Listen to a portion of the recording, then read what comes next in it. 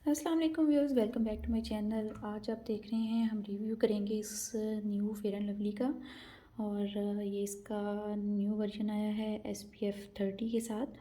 पहले ये इसका इतना ज़्यादा इसमें SPF नहीं था। ये न्यू वर्जन है और ये है जनाब दुबई मेड है। आपको इसके ऊपर मैं made in United Arab Emirates और ये दुबई मेड है। आप इसको क्लियरली रीड भी कर सकते हैं, इस तरह से भी देख लें।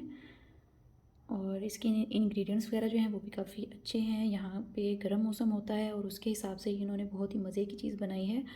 बहुत ही लाइट वेट है और मैंने इसको यूज़ करके देखा है।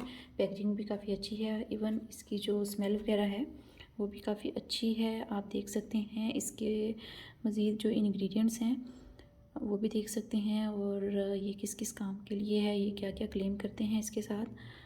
फेयरनेस वगैरह का तो इतना कोई ख़ास फ़र्क नहीं पड़ता, लेकिन ये है कि आपका स्वेटिंग वगैरह कम होती है। और या इसको यूज़ करने के स्टेप्स भी बताए गए हैं और रीज़नेबल प्राइस में है। आई थिंक सो ये मैंने 16 दिरहम में लिया था। और ये स्मॉल पैकिंग है एक तरह से, और बड़ी पैकिंग नहीं है।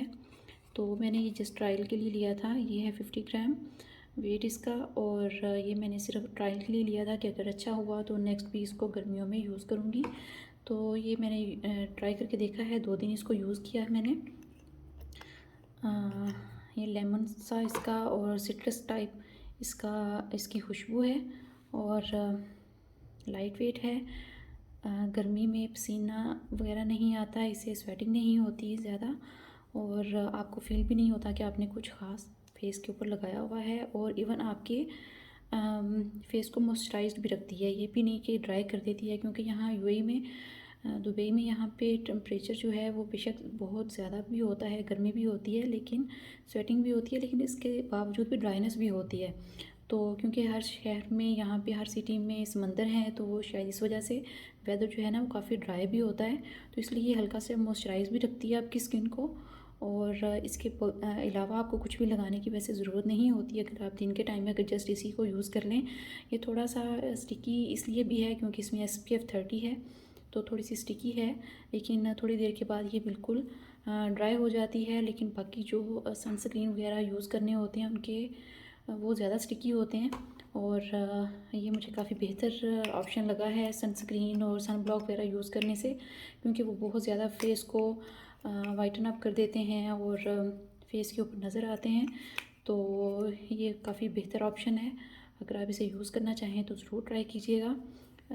रिजनेबल प्राइस में है और इसकी जो स्मेल है वो फेयर एंड लवली की जैसे नॉर्मल होती है स्मेल उसी तरह की है, लेकिन इसमें थोड़ा सा सिट्रस का इसमें है फ्लेवर। जैसे आपको ये इसका लेमन सा नज़र आ रहा है, इसी तरह से करके इसकी थोड़ी सी स्मेल है इसमें। लेकिन मुझे अच्छी लगी है काफ़ी। आप भी ज़रूर ट्राई कीजिएगा इसे।